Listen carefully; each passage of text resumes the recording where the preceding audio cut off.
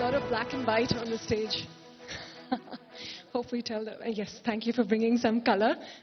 I know you all don't want to be burdened with stats, but I'll tell you nonetheless. I mean, we have this pleasure of being the third largest country when it comes to having the number of startups that we have.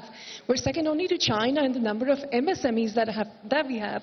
But this growth story has been lopsided. 73 million MSMEs, but only 20% owned or run by women. We have 100 plus unicorns, not even 15% founded by women, and we rank as low as 70 on a list of 77 when we talk about the Female Entrepreneurship Index. So here I have a bunch of founders, women leaders, and so we're going to take a page out of your playbook to understand how to navigate this rather unequal world. And Akanksha, let me start with you. All over the headlines last year, it said, the largest ever sum secured by a solo women tech entrepreneur in India when you were able to raise about $18 million. I know if you see those kind of headlines about men, but take us through your journey, the kind of learning curve you've had, building a business as a woman entrepreneur, raising funds in what has been a very man-led finance world. What have been some of the eye-openers? Awesome. Well, thanks for having me. And to be honest, I'm a little bit starry-eyed with all the amazing women that are here. So I think, as you mentioned, last year, Love Local raised its pre-Series B, which Touchwood actually ended up being a $20 million round. It was, for better or worse, it was the largest ever round raised by a solo woman tech founder in India, which is great, but actually not so great, to be honest. It's not a round that I would consider that large, and I feel like we should be beyond a point that something, it wasn't $200 million, it was $20 million. It shouldn't have been a headline. So to me, that tells a story that I think we're all aware of. We have a long way to go. And just to give some statistics, today less than 1% of VC funding in India goes to any women-led startups. Globally, less than 2.3% of VC funding goes to women-led companies in the startup and tech space. And that actually got worse over the pandemic. So pre-pandemic, it was 2.5%, not that much better, but it's actually dropped to 2.3%. So to be honest, it's really exciting that we have this new universe of tech and startups. But if we look at how we're performing as a new industry, we're really not performing very well in terms of creating an even and equal playing ground between men and the women. And I think the problem is a two-sided problem. I mean, we don't have many women investors on the other side of the table. I had to work really hard to get women investors on my cap table, which was a very proactive decision I took with my recent funding round. And similarly, very few women are getting funded on the other side. The journey has been tough, I will say that. It's gotten better over time. I think with more international investors entering the Indian market, that actually has brought more capital. I'm also very lucky to have some incredible male Indian investors who obviously have invested in Love Local as well. And I think the great thing about this forum is that men are part of this equality discussion, right? This is not a question about women moving forward. It's a discussion about equality. And it needs both men and women to be equally involved for it to change. So I'm really glad to see that the way we deal with equality is shifting to include both sides of that conversation around the table. I don't know if that answers your question a little bit. No, it absolutely does. And like you said, less than 1% of the VC funding actually goes to women founders. So let me put that question to Sushma. Because at Akanksha Capital, Sushma, you're actually putting your money where your mouth is. You raised some funds and you've dedicated a third of it only for women-led entrepreneurs. We know women are better business leaders, and I'm not just saying it because I'm a woman. There are studies that say so. Women-led companies are more profitable. Why is it that you still remain an exception in this venture capital world? Is it because there's leadership from women at Akanksha that we saw this happen? Would it not have happened otherwise? It's very interesting that you bring this up, and she's complaining about lack of women investors. And when this started becoming a dialogue is when I started looking around to see how many women are there, and it's shocking, right? Women in decision-making roles in investing are very, very few, and that's probably why it is hard to to route all that capital to women entrepreneurs as well. But so saying, yes, Avishkar Capital is one of the first funds from South Asia to be recognized as 2X flagship, which means we are tasked with the job of being gender smart, creating gender smart portfolios, identifying entrepreneurs like all of you to put in the money and create returns. What's interesting is in the investment space, the loss ratios of funds, which are largely led by only male teams, is as high as 20%. And it's found that gender diverse teams, which have women in decision-making roles, have it as low as 8 to 12%. So that's a significant amount of capital that is protected. And so I believe there is going to be a change going forward. Well, we do hope so. Madhu, you do have a ringside view to this, and as someone in the venture capital world, how much emphasis would you say these funds place on ensuring that there is diversity on the boards? To what extent does this play as an important factor when you make your decision to invest in a company? So I think, nothing will be complete without completing the ecosystem. As VCs, we all have LPs, limited partners that invest in us. And those are the people that can make the huge difference. And they are the ones that are at the top of the pyramid, giving the money and investing the money.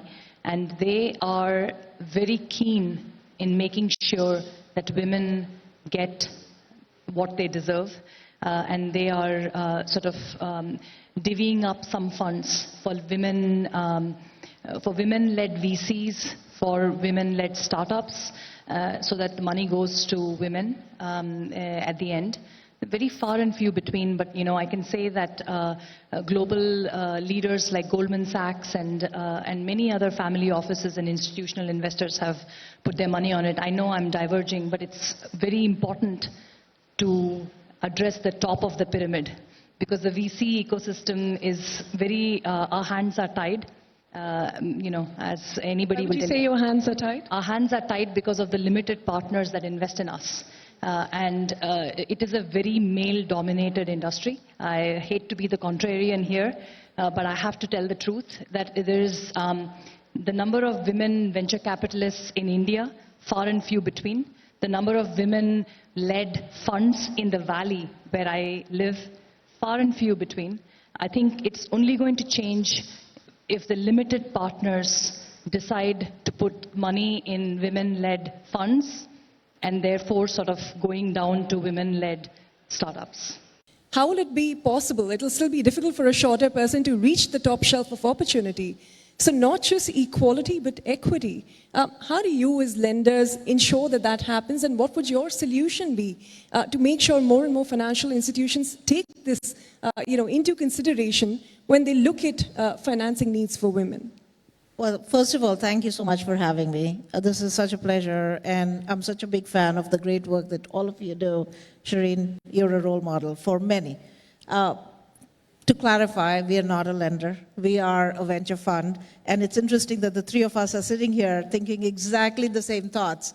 And it's there in our name. Our name is AWE Funds, which is Achieving Women Equity, not Equality, and there's a big difference, like you rightly pointed out.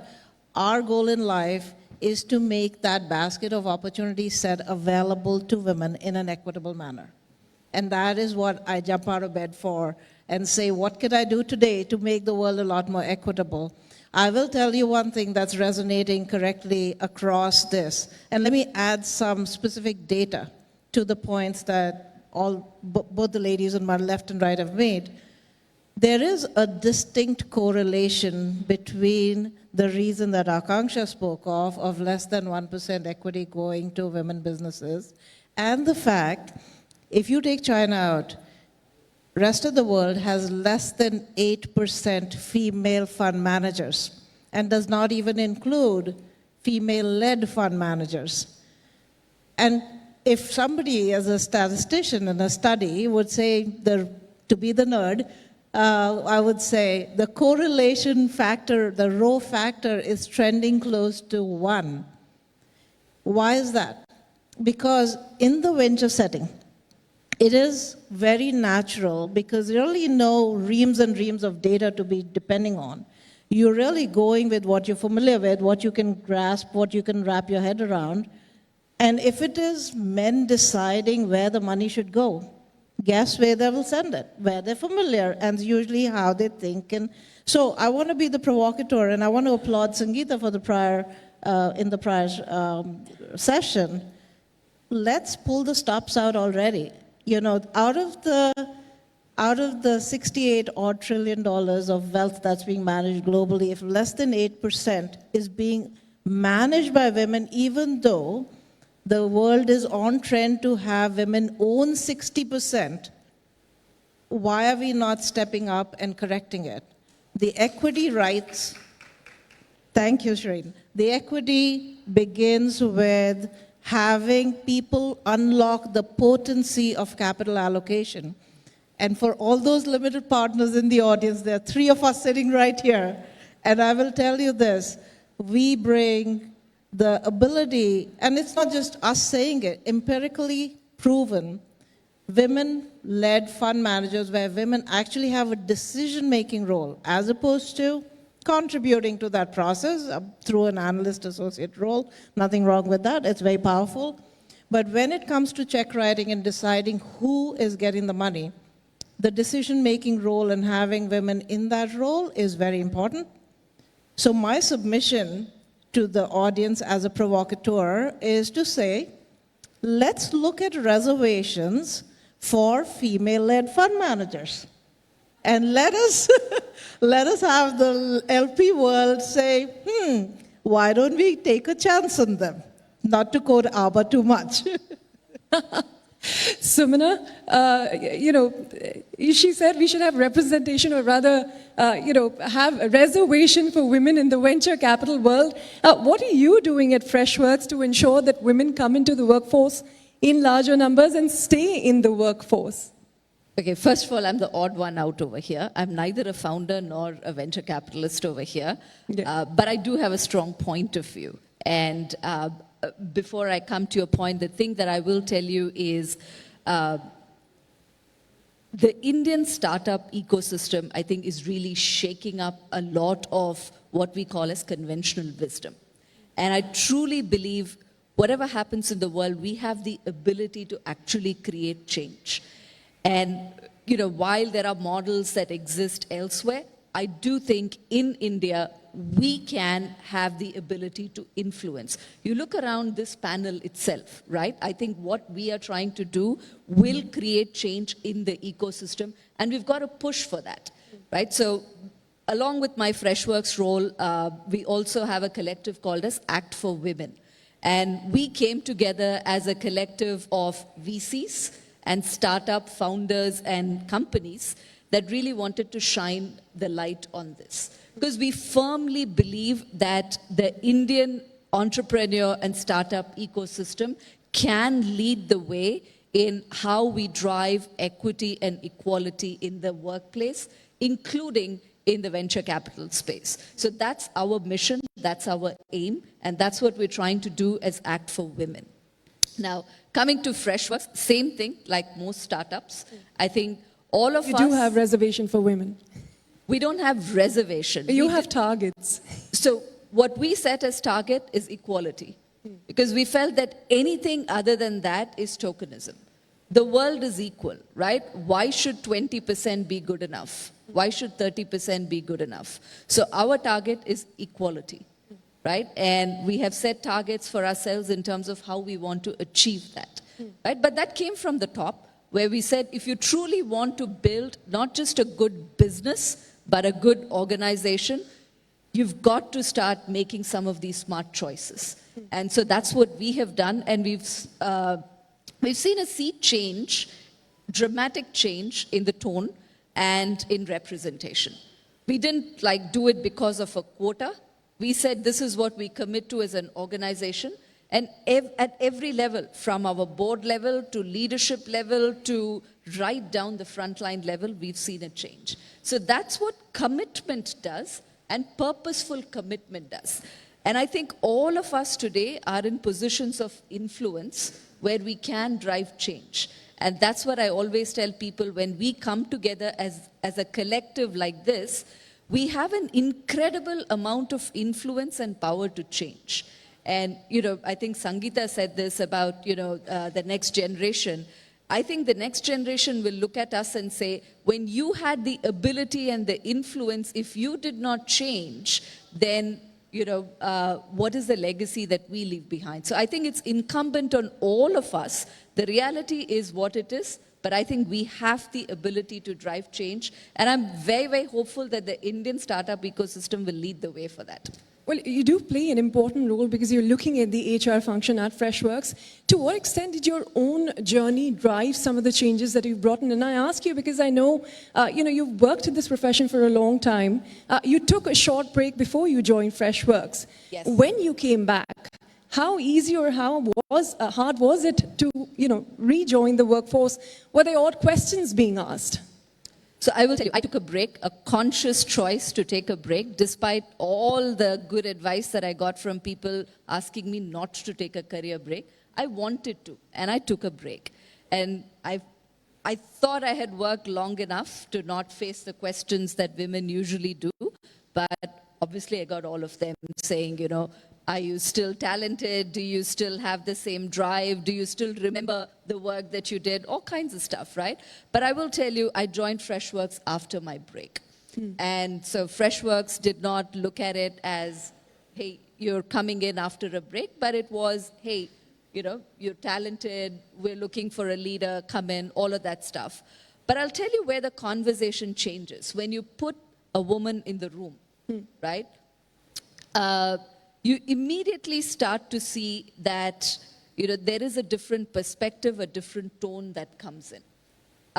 Nobody, means to be excluding you or anything like that. It's unconscious. And then you start to put women in leadership positions and you start to see that the conversation and the tonality changes. That's what happened when I came on board. And I was the only woman. Nobody in the board, nobody in the leadership team other than me, nobody like 3 levels down, right? But you then start to kind of, drive that change. So role models are important, and that's why representation is important to start making that change. Then it drives momentum. Akanksha, representation matters. So who were your mentors? I mean, men and women. And do you think now that you're in this leadership position, you're able to influence more women to stay in the workforce? And is it getting any better for them than when you joined? So I think I'll touch on exactly what you've shared, and I think the earlier panel has said as well, is that I think when you have women in positions of power, it naturally changes. I think one thing we need to say bluntly is that when there is inequality, it means your system has inherent bias in it, right? If your company, your teams, anything in society doesn't reflect the composition of society, 50-50 men, whichever parts of the country, whichever languages, whichever religions, LGBTQ, and a truly diverse team or group of people should naturally reflect society in its proportions if there is no bias. So the reality today is that we have inherent bias in the majority of systems. And so when people ask me, like, do we have programs for it? I actually say no, we go out there and hunt for the best talent. And because we hunt for the best talent, and to be honest, I'm in a beneficial position being in, it sounds strange to say a minority because we're 50% of the population, but technically a minority for the purposes of this conversation. I don't have that bias.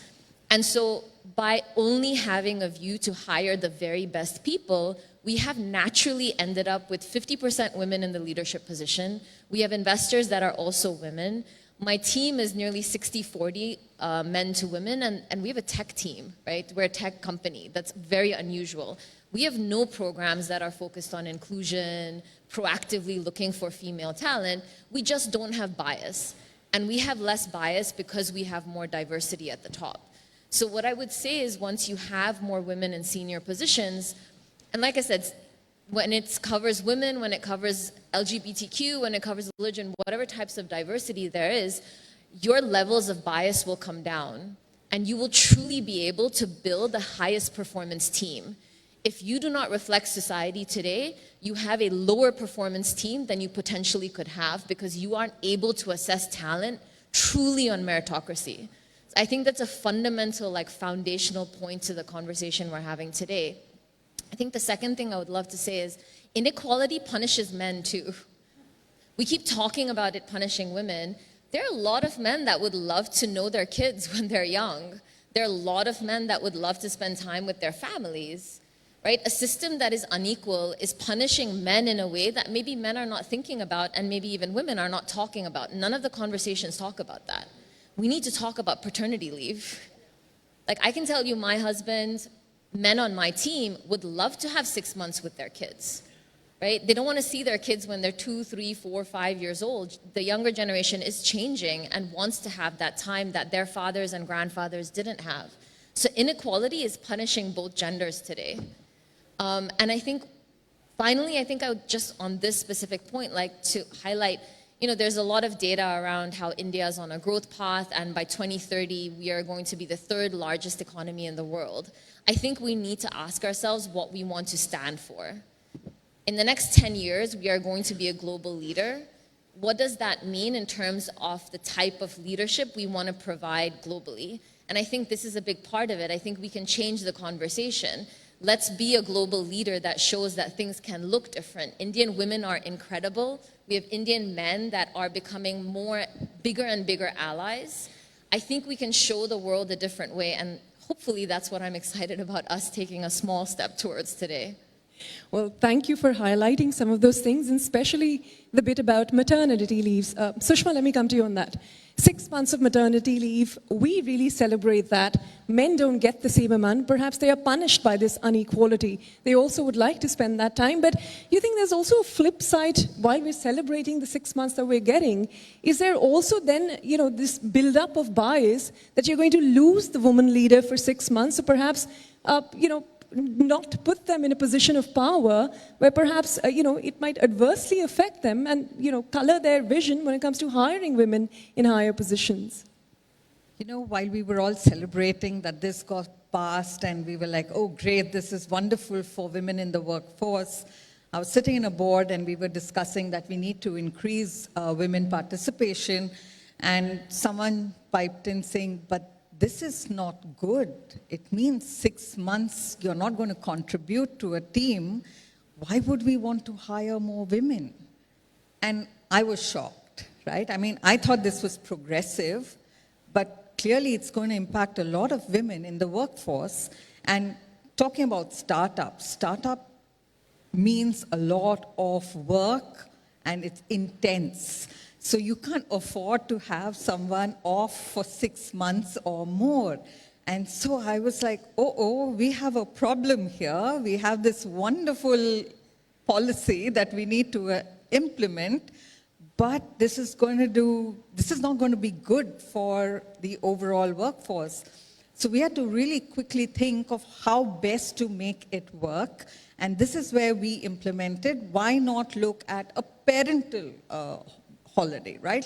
Why should it be only parental women? leave. Yes, a parental leave. It's not maternity leave, it is leave. And it could be both for the father as well as for the mother. It's a small step in that direction, but I think we still have a long way to go. Well, Seema, in a country like India, women do tend to be the primary caregivers, right? And we know how the pandemic adversely impacted women. Not only were they working from home, they were working for home as well. Do you think the hybrid workplace model that has now evolved after 2 years of working remotely, is it helping women, or do you think that's making things worse? I think it's a matter of perspective, really. If you look at the movement of gender equity, I think it's a very strong positive, and I'll tell you why. Earlier, the general perception was, oh, she's working from home, she's not serious. Guess what? 2 years have taught us that you can actually deliver great, productive work working from home. So that has been a mindset shift. The second thing it has done in my worldview has helped women embrace technology a lot faster. I ran a program which was funded by the US State Department where we went around coaching women entrepreneurs from 20 states in India, I went blue in my face saying, for God's sake, please get a website. And that happened for 4 years. Within the first 2 months of COVID, 80% of those ladies had a website. And so I know I'm going on a tangent here. Is it a good thing or a bad thing to be working from home? I think the future of work is flexibility. And even with respect to this maternity of 6 months, when women are embracing entrepreneurship, the quintessence of human, in my view, is to create value. And they express that creation of value in multiple different ways. And just because you become a new mother does not mean you don't want to also engage in what some may think are, different fulfilling roles, intellectually fulfilling roles, or just creative fulfilling roles.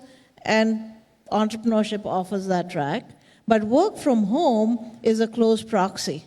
So I view that as a very strong positive, that this hybrid world, if anything came out of COVID that was a positive, I think the future of work is what that positive was. Well, we're running out of time, so I'm going to quickly take a wrap-up comment, a one-word answer, if it was, from all of you. What is the single most bizarre thing that you've heard in the boardrooms? And what has been the single most encouraging thing you've heard that has led you to this journey? Very briefly, starting with you, Madhu. So, I've just been hearing the panel, and the one thing that I'll say is that I'm a technology leader. I was the chief data officer at Gojek, built a decacorn. I was I was on the board, and it's not just HR and marketing and sales, and founders that are women, but it's also technologists and hardcore technologists. And it was wonderful to see the ISRO people today up on the stage, as a female investor in Agnikul, as an investor in Agnikul, going to the first private space launch gives me a lot of pleasure. I've come from the Valley for that. In the boardroom, there's time and time again things that have been proven wrong about women. We've all been a part of that change, but we have to sort of give and take this forward. And I've heard a lot of unpleasant things. And one thing that I'll say is that 6 months is a long time. For my first child, I had 6 weeks of leave, and for my second child, I had 3 months, and I was jumping with joy, and I was still working. So I think 6 months is a long time, and paternal leave is a big concept. My brother took a long time as leave, and I was thinking to myself that the world has truly changed from when I was a mom, and I think things are changing, and I'm feeling really positive. Okay, to each their own. Akanksha, to you, quickly. I would say the craziest thing I've heard, unfortunately not just once, is have you considered getting yourself a male co-founder? Obviously, those investors are not on my cap table. I think the positive is, while the proportion of women investors to men is still not even on my cap table, I have incredible men, right? So there's a lot of men who are allies out there who looked at me and are excited about being part of this equality journey. So I would say hats off to those investors, and I'm excited about that. Okay, Suman, since we've run out of time, quick word from you, and then we'll wrap this up. I think the crazy stuff happened very early on in my career. I don't get as many crazy stuff. Maybe I say crazy stuff now. It was all about, are you serious about your career? Are you going to get married? And all of that stuff, that happens. But I will say this journey has been very rewarding, and to see so many allies, like you said, Akanksha, show up, they're the ones actually who encouraged me to bring women together for Act for Women. So I'm really genuinely happy to see that allyship. Women for Women. On that note, Sushma, Seema, Madhu, Suman, and Akanksha, thank you for being such wonderful panelists. Thank you for sharing your stories. And I hope you're going to set an example for many others in this room. There's a lot to take away. Thank you.